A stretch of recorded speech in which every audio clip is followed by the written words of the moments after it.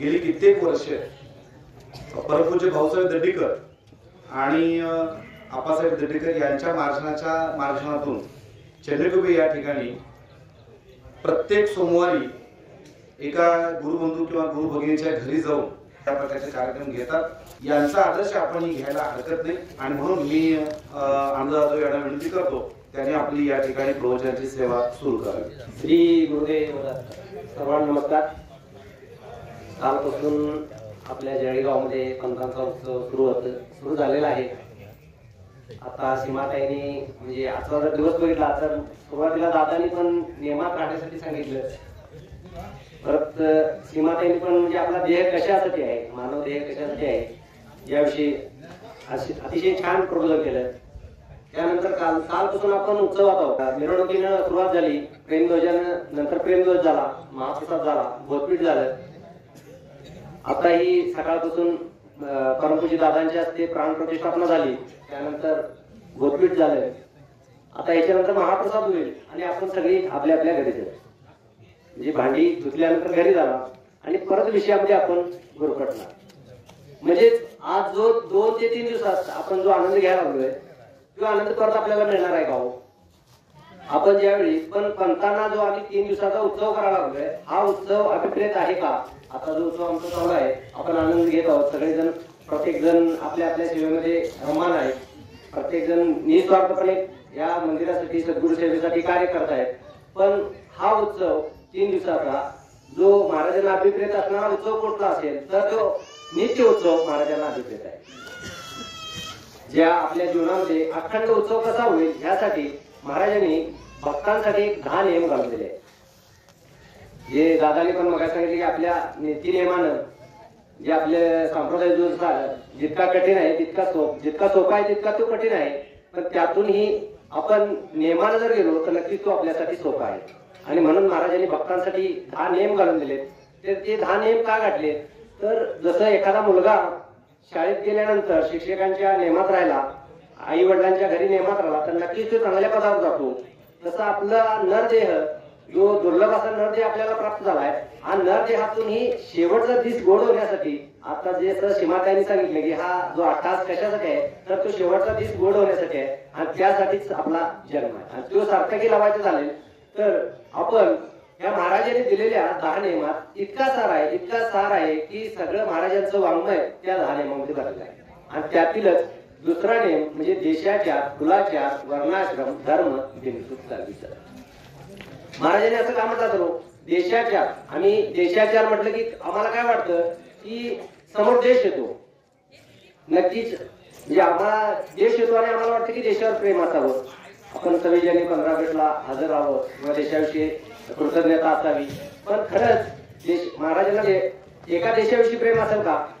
अनंत कोटी ब्रह्मांडाचा नायक जो या सर्व अनंत कोटी ब्रह्मांडामध्ये सर्वत्र व्यापून शिल्लक राहिलेला असा सद्गुरू फक्त एका देशाविषयी असं बोलतील का? नक्कीच नाही. तर म्हणजे दुसऱ्या देशाविषयी त्यांना मत राखणार नाही. म्हणून महाराजांनी जे देशाचार म्हटलाय याचा जर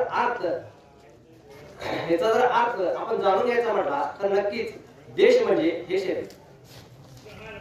म्हणजेच हे शरीर कसं? देश म्हणजे जी 10 इंद्रिय आपली, 5 कर्मेंद्रिय आणि 5 ज्ञानेंद्रिय यांचे आचार कसे असावे याविषयी महाराज या देशाचार या शब्दामध्ये महाराज आपल्याला सांगतात. 5 कर्मेंद्रिय म्हणजे कुठली किंवा 5 ज्ञानेंद्रिय हात, पाय, डोळे, कान, नाक ही जी मलमूत्र विसर्जित करणारे 2 ठिकाणे, त्वचा, जीभ ही जी 5 कर्मेंद्रिय आणि 5 ज्ञानेंद्रिय जी आहेत यांचा आचार कसे असावे याविषयी महाराज आपल्याला सांगतात. की जे आपले पहिले जे कान आहेत, एक इंद्रिय आहे, हे या कानाने आपण काय केलं पाहिजे? मग अशी सीमाताईंनी पण सांगितलं की आपलं वर्तन कसं असावं, म्हणजे कशा पद्धतीने आपलं दुसऱ्यांच्या विषयी आपलं वर्तन असावं. तसं एक कानाचं आपल्या इंद्रियांचं वर्तन कसं असावं याविषयी देशाच्या मध्ये महाराज सांगतात की कान हे आपल्याला 2 दिलेले आहे. काही इंद्रिय आपल्याला एक दिले, तोंड हे 1 दिले, डोळे 2 दिलेत, कान 2 दिलेत, हात 2 दिलेत, पाय 2 दिलेत. पण कान हे 2 दिलेत याचं कारण काय तर जास्तीत जास्त ऐकावं आपण.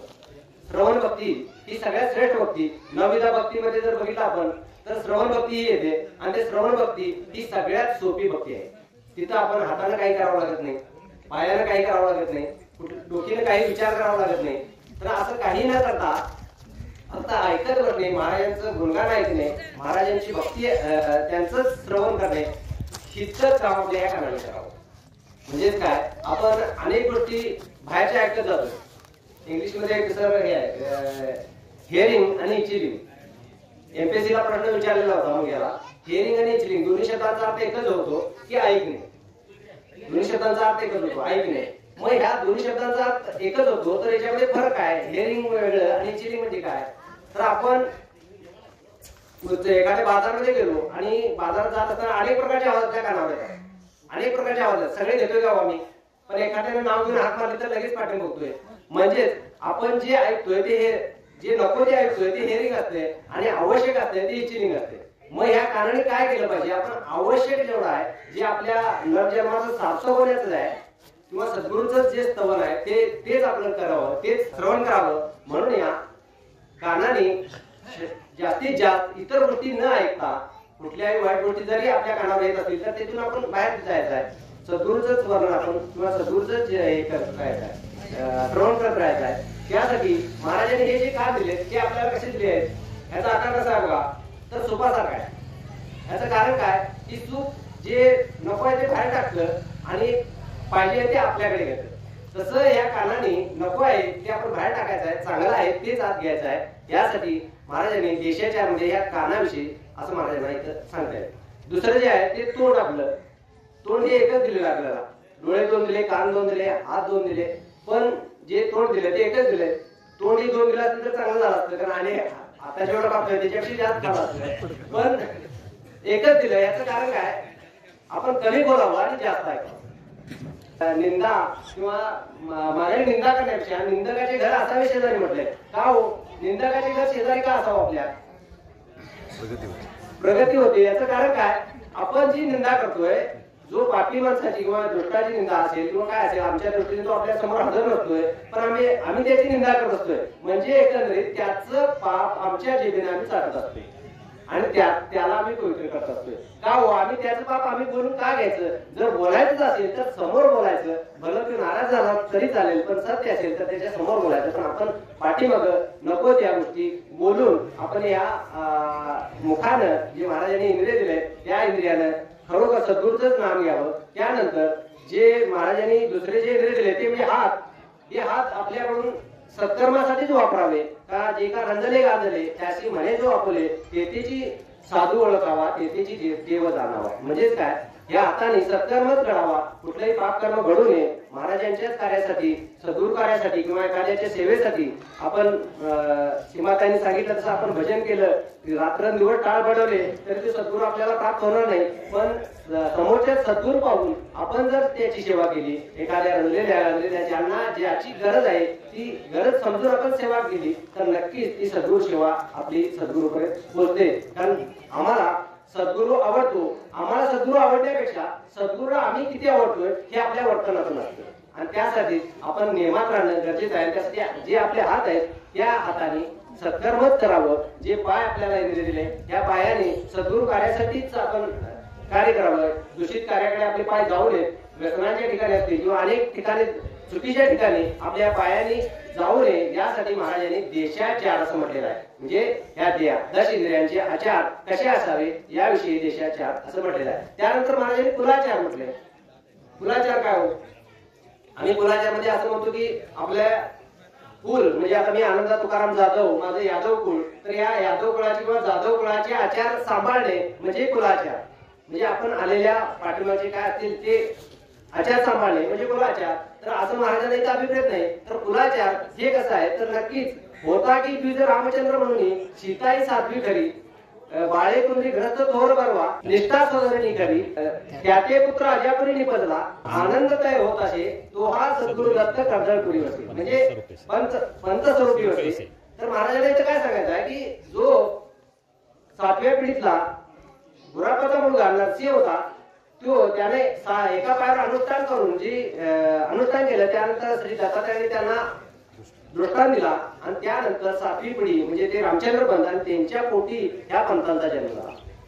म्हणजेच काय, ते जे नरसिंह होते तेच रामचंद्र रूपाने द्विज जन्माला आले आणि त्यांच्याच पोटी श्री पंतांचा जन्म झाला. तसं आमचाही जरी या जन्मदात्या आईच्या पोटी पहिला जन्म झाला आपला, तरी दुसरा जन्म पंत माऊलीच्या पोटी मांडीवर आपला दुसरा जन्म झालाय. म्हणूनच आपण ही द्विजन्म आहे. तसं जर कुलाचार म्हटले तर पहिला जन्म गेल्या अनंत जन्माचा आम्ही म्हणजे 184 फेरे फिरून आलोय. तर 80,99,999 फेरे फिरून आपण इथं मानव जन्माला आलोय. तर या जन्मात अनेक जन्म होऊन गेले, त्याचं आमच्याकडे काय आहे का हो, काय स्मरण आहे का?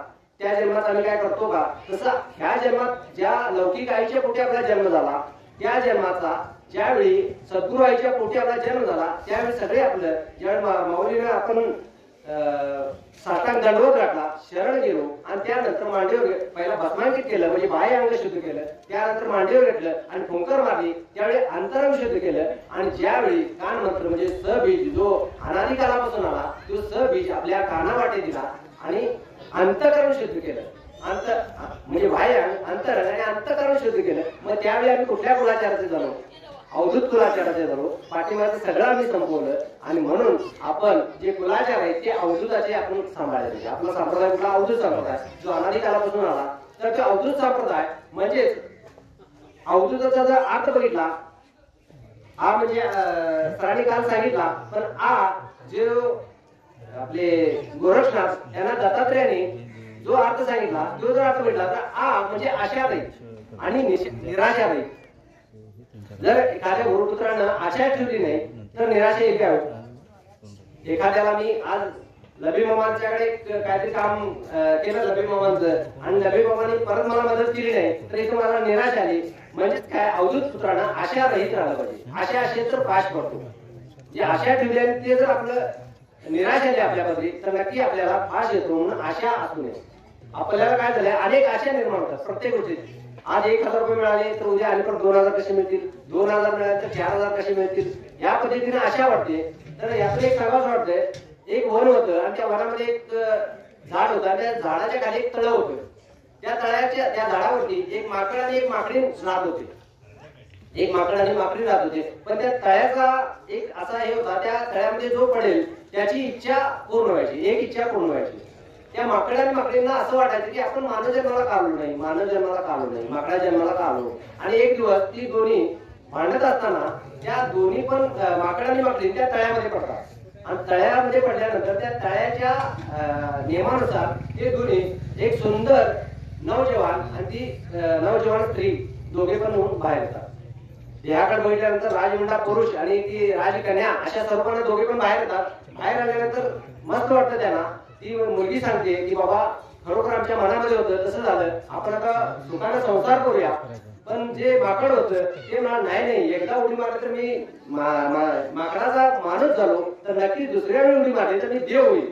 ती सांगते नको बाबा, उडी मारायला नको, आपण सुखाने संसार करूया. पण ती आई माकड शेवटी ते ऐकलं नाही, त्यानं परत उडी मारली आणि त्या तळ्याच्या नियमानुसार की तो परत होता तसा माकड झाला आणि बाहेर आला.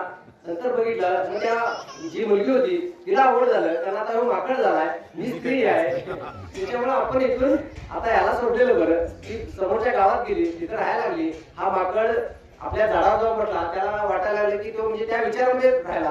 आणि त्या विचारात असताना एक दिवशी त्याला त्या माकड खेळ करणाऱ्या माणसानं त्याला पकडलं, त्याला पिंजऱ्यात घातलं, नेलं आपल्या घरी आणि त्याला खेळ करायला सुरुवात केली. त्यानंतर ही जी मुलगी होती ती अतिशय सुंदर होती. आणि त्याच राजाचा जो मुलगा होता तो एक दिवस फिरत असताना, तोही वयात आलेला मुलगा होता, तो फिरत असताना ही मुलगी त्याला दिसली. ती मुलगी आवडली. त्या मुलगीवर त्याचं लग्न ठरलं आणि लग्नाचा कार्यक्रम झाला. आणि त्यानंतर या माकड जे खेळ करत होता मदारी, त्या मदाऱ्याला त्या लग्नाचं अवतार आलं की तुझा माकड खेळ आमच्या राजवाड्यात होऊन दे या लग्नाच्या कार्यक्रमाच्या निमित्ताने. ज्यावेळी हे माकड घेऊन ते खेळ करायला लागला, ती मुलगी त्या स्टेजवर होती आणि हे माकड तिच्या समोर रडत नाचत होतं. तुझं ऐकलं असतो तर मी आज तुझ्याबरोबर केला असतो. ही आशा किती मार्ग पडते बघा. तशी आशा आहे तिथं पाश आहे, म्हणजे आशा आहे तिथं निराशा येते आणि निराशा आली म्हणजे दुःख येतं. आणि म्हणून आपण सुख भोगलं पाहिजे. आणि तोच जे सुख कधी येतं तर अवधूत पुत्राला आशा रहित राहिल्या म्हणते. त्यासाठी अवधूताचा आ म्हणजे आशा पाश नसलेला, व म्हणजे वर्तमानात जगलं पाहिजे आपण. प्राप्त घडी तुझी साधूरगी, पुढची घडी तो हातीने, गेले ते गेले मागुतीने, भविष्य कोणी पाहिले नाही. महाराजांनी पद केलं तर प्राप्त घडी तुझी साधूरगी, आत्ताचा क्षण आपण साधला पाहिजे.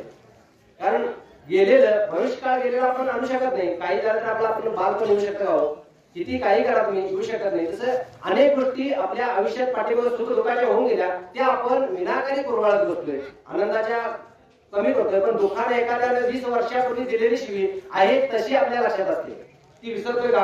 काय ठेवायची होती? पण महाराजांचं एक पद विचार करायला म्हटलं तर लगेच मोबाईल काढायला लागतो किंवा प्रेमदरी काढायला लागते. याचं कारण काय? जे चांगलं आहे ते आम्ही ठेवत नाही आणि जे चुकीचं आहे त्याचा बाकी आपण कुरवाळ विचार करतोय आणि ते भूत बनून आपल्या मान्यावर बसते आणि विनाकारण आपल्याला त्रास देते. म्हणून भूतकाळात आपण जायचं नाही, भविष्याचा विचार करायचा नाही, कारण आज उद्याचा नाही भरोसा, सावध हो गडकरी म्हटले महाराजांनी. जल बुद्ध दिसून नाचे, जसं पाण्यावरचा बुडबुड आहे. कारण का आम्ही असं म्हणतोय की परवाच आपल्याला भेटलेला, कालच दिसलेला, आपण आज नाही. तशीच अवस्था आपली आहे, कधी क्षणाचा भरोसा नाही आहे. तसं म्हणून वर्तमानात जगणं हे आपलं कर्तव्य आहे. आत्ताचा क्षण साधून घेणं आपलं कर्तव्य आहे. म्हणून आत्ताच्या क्षणापासून इथून पुढच्या प्रत्येक क्षणाला सद्गुरूचंच नामस्मरण, सद्गुरूचंच कार्य आपल्याकडून घडत राहावं. महाराजांनी संसार सोडा म्हटला नाही, मगाशी ताईने सांगितले त्याप्रमाणे संसार केलाच पाहिजे. पण संसार करत असताना आपण देहानं संसार करायचा आहे आणि मनानं त्या सद्गुरूशी चिंतन करत राहायचं आहे. जे आपल्या नशिबात असेल, कर्मामध्ये जे मिळेल ते सद्गुरू इच्छा नाही असं समजून आपण जर कर्तव्य केलं, देह भावरहित कर्तव्य केलं तर नक्कीच तो संसार आपला तडीत जातो. म्हणून महाराज म्हणतात की अवधूताचा वध आहे तो वर्तमानात आपण जगलं पाहिजे. त्याच्यानंतर आ व धू, धू म्हणजे जे आपलं जे अंतकरण पंचक म्हणजे जे हृदय आहे, ते हृदय स्वच्छ असेल तरच खऱ्या अर्थानं आम्ही सगळीकडे सर्वत्र मला पाया उद्देश आपण बघू शकतो. कारण अंतरंगामध्ये आपल्या अंतकरण पंचकमध्ये आपण जे हृदय जे धुतलं गेलं पाहिजे, जे महाराजांचं दिगंबर, जे दिग म्हणजे दिशा आणि अंबर म्हणजे वस्त्र, जे सर्वत्र जे व्यापलेलं असं वस्त्र सद्गुरूच आहे, तसं आपलं हृदयरूपी वस्त्र धुवून आपण सर्वत्र मला पाया या दिव्य बोधाप्रमाणे आपण सगळीकडे जर बघितलं तर खऱ्या अर्थानं आपल्यामध्ये संतृप्ती येते आणि आनंद येतो. म्हणून आपलं हृदय जे आहे ते खऱ्या अर्थानं धुतलं पाहिजे त्या धूमध्ये. आणि त म्हणजे तत्वमशी, तत्व त्वम अशी, तर खऱ्या अर्थानं तत्व त्वम अशी म्हणजे त्या सद्गुरू आपल्याला मांडीवर घेऊन जे सद्गुरू तत्व तुझ्यातच ते, जे माझ्यात आहे तेच तुझ्यात आहे, जे दाखवलं ते सर्वात आहे असा भाव ठेवून हा प्रत्येक सजीव किंवा बसलेला प्रत्येक व्यक्ती, समोर दिसणारा प्रत्येक व्यक्ती हा माझा सद्गुरूच आहे असा भाव ठेवून आम्ही ज्यावेळी राहू त्यावेळी खऱ्या अर्थानं ते तत्वमशी या बोधापर्यंत आपण पोहोचलो असतो. यासाठी देशाच्या, कुलाच्या, वर्णाश्रम, जर वर्णाश्रमात बघितलं तर आपण ब्राह्मण, क्षत्रिय, वैश्य आणि शूद्र म्हणतोय. मी या धर्माचा, मी त्या धर्माचा, धर्माचा मोठेपणा किंवा हे म्हणतोय. पण खऱ्या अर्थानं महाराजांना इथं हे सांगावं वाटत असेल का हो, तर जर वर्ण बघितलं तर चारही वर्ण आपल्यामध्येच आहेत. वेळ फार झाला आहे त्याच्यामुळं जास्त फास्ट येतो जरा, तर काय व्हायचं एका ठिकाणी असं चालू होतं आणि त्रिविध तापावर मी बोलत होतो. नाही, त्रिविध ताप, आधी भौतिक ताप, आधी दैविक ताप आणि त्या 3 तापावर, आधी दैविक ताप, या 3 तापावर बोलत होतो. आणि मध्येच म्हटलं कंटाळत काय की विचारूया म्हटलं एखाद्याला, म्हटलं त्रिविध ताप तुम्हाला समजले काय, कुठले ताप हो? तर सगळी शांत राहिली आणि थोड्या वेळाने एक आजी उठली आणि म्हणाली, कुठलं बाबा म्हणाली, काय कुठला ताप घेऊन म्हटला, तुला बलवून मामाचा मनस्ताप झालाय तुझावर म्हणाला, तसं तुम्हाला मनस्ताप काय नको तसं असं व्हायला नको. म्हणून जे वर्णाश्रम आहे ते 4 वर्ण आपल्यामध्येच आहे. महाराजांना जे अभिप्रेत आहेत, कारण सकाळी आपण उठतोय, जे ब्राह्मण होतोय सकाळी उठतोय त्यावेळी आपण पहिल्यांदा आपण टॉयलेटवर जातोय सगळेजण आणि आपला हात याच्यामध्ये जातोय, घाणीमध्ये जातोय, म्हणजे आपण त्यावेळी शूद्र होतोय. त्यानंतर आंघोळ करतोय आणि देवपूजा करतोय, प्रत्येक आपण कमीत कमी नमस्कार तरी करतोय, तर त्यावेळी आपण ब्राह्मण होतोय. आणि त्यानंतर आपण एखाद्या संसाराच्या गोष्टीसाठी काहीतरी एखाद्या दिवशी थोडंफार इकडे तिकडे होतंय त्यावेळी आपण वैश्य होतोय. आणि त्यानंतर जे आपण क्षत्रिय म्हणजे व्यवहार करतोय त्यावेळी वैश्य होतोय. आणि ज्यावेळी एखाद्या गोष्टीवर एखाद्याला म्हणजे बायको असेल, मुलग्याला असेल रागावतोय त्यावेळी क्षत्रिय होतोय. म्हणजे 4ही गुण हे आपल्यामध्येच आहेत. आपण कुठल्याही वेगळ्या वर्णाचं किंवा वेगळा हेतू वर्ण आपण मानायचं नाही, आपलेच ते वर्ण 4ही आपल्यामध्येच आहेत. त्यानंतर वर्णाश्रम धर्म, महाराजांनी धर्म कसा सांगितला असेल तर मानवतेचा सांगितलेला आहे धर्म. कारण इथं धर्म असं काही नाही. ज्यावेळी पृथ्वी निर्माण झाली त्यावेळी पहिला जो मनुष्य असेल तर तो कोण असेल तर ते मनु हा पहिला मनुष्य आहे या पृथ्वीवरचा. जे उत्पत्ती स्थिती लय म्हणजे ब्रह्मा विष्णू महेश ज्या ब्रह्मानं उत्पत्ती केली त्या ब्रह्मदेवाच्या कमळातून त्यांच्या मनापासून जो तयार झाला तो मनू हा पहिला इथं पुरुष निर्माण झाला आणि त्या ब्रह्मदेवाच्या मनापासून निर्माण झाल्यामुळे त्याला मनू नाव दिलं आणि त्या मनूपासून सुरुवात या सृष्टीची झाली म्हणून आपल्या सगळ्यांना मानव म्हटलं जाते. तर त्यांना एकट्या मनूमुळं ही पृथ्वी काय म्हणजे प्रगती होत नव्हती म्हणून त्याला एक शक्ती निर्माण केली आहे. त्यापासून आपण सगळे आता जर आपलं पूर्वज म्हटलं शेवटचा पहिला जर आपला पूर्वज म्हटला तर तो मनू आहे सगळ्यांचा. त्यासाठी आपला धर्म वेगळा कुठलाही नाही, ख्रिश्चन किंवा म्हणजे कुठलाच इतर धर्म जे आहेत ते आपले कुठलेही नाही. आपले एकच धर्म तो म्हणजे मानवतेचा सर्वांच्यावर प्रेम करणारा असा आपला धर्म आहे. त्यासाठी धर्म बिनचूक चालवितो म्हटलं महाराजांनी. तर ह्यामध्ये कुठल्याही प्रकारची चूक न होता आपण खऱ्या अर्थानं जर महाराजांनी दिलेल्या नियमात आपण आचरण वर्तन केलं तर नक्कीच खऱ्या अर्थानं सीमाताईंनी सांगितलं तसं आपण हा देह सार्थकी लागू सर्व जन्माच्या शेवटी मनुष्य देह पावे पाठी या परीस उत्तम कीर्ती रचिली नाही. येणे जन्मेची मज ओळखावे येथेची उद्धरावे आणि येथेची जोडावे नरक यातनेशी असं ज्ञानेश्वर महाराज म्हणतात. म्हणजेच काय तर सर्व जन्माच्या शेवटी माणसाचा जन्म बनवला आणि माणसालाच बुद्धी फक्त बुद्धिमत्ता ही मानवाला दिलेली आहे. त्यासाठी या जन्मात आपण सद्गुरू सेवेत राहून त्याचं स्मरण नामस्मरण आणि त्याची सेवा करून आपण घेऊया आणि खऱ्या जन्माचं सार्थक करून घेऊया. श्री गुरुदेव दत्त.